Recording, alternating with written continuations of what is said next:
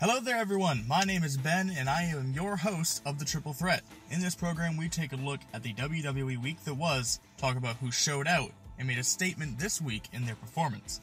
I'm hyped, I won't lie, I'm ready, so let's just get to business. Coming in at number 3 this week we have the proud father of NXT in Sir Roderick Strong. I won't lie, I was actually surprised that his attack on Bobby Roode at the end of Roode's interview was him. I actually kind of thought it was going to be Drew McIntyre. I thought it was until about halfway through, until the camera pans over and I see Roderick Strong. And I love it. Bobby Roode disrespected Roderick Strong's family, and I really respect that they're continuing their feud. Just because Bobby Roode beat Roderick Strong once does not mean that Roderick Strong should just forget about everything that happened. If they keep this feud with him and Bobby Roode running, I can see a second takeover match. I can see a stipulation match.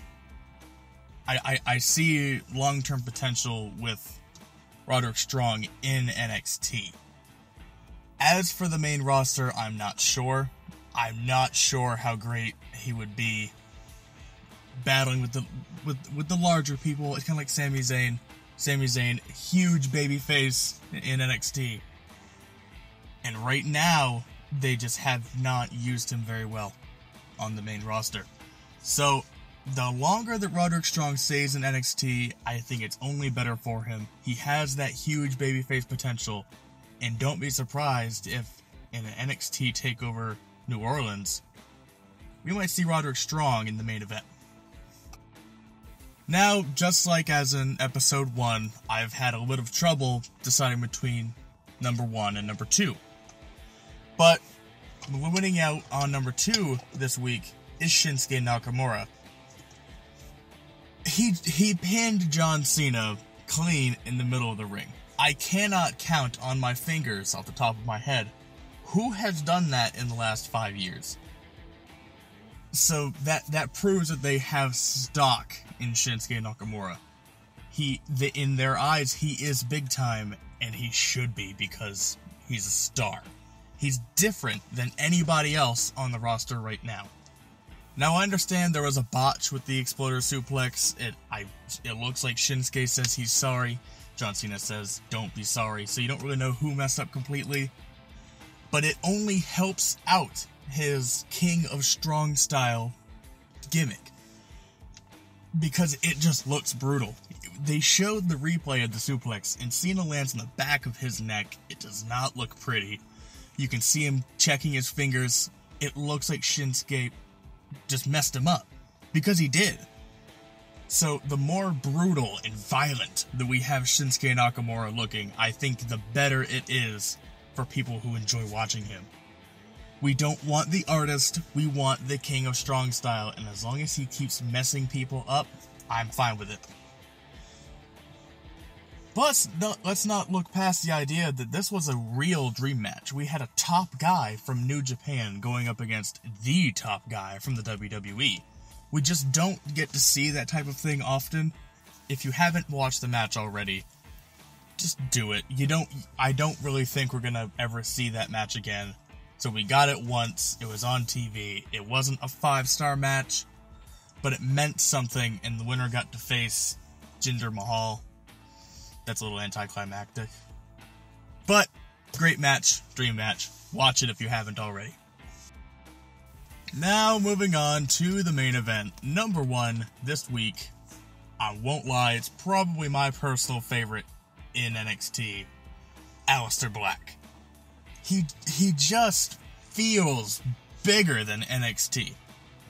Like, whenever he debuted, we had all these rumors that they're gonna fast-track him to the main roster. They have big plans for Aleister Black, and you can see why. He's so drawing. He is the anti-hero. In my eyes, Aleister Black is what wrestling should be. More strike-based submissions, fast-paced melee attacks. And he's just so skilled with his feet and his timing, and everything is great. So we have Hideo Itami's in the ring, he's demanding respect, and he gets no respect from Aleister Black. Black's entrance cuts him off. Hideo Itami shakes it off, he's going to walk out of the ring. He turns around into a black mass, and he just falls like a sack of potatoes. The black mass finishing kick it's sold so well, it is booked so well. It's a one hit and you're done type of thing. And whenever you have a guy that skilled with his actual MMA kind of background, you should just play it as if it's a knockout type of thing. And his match with the now debuted Kyle O'Reilly, who we've been hearing about for at least since, January?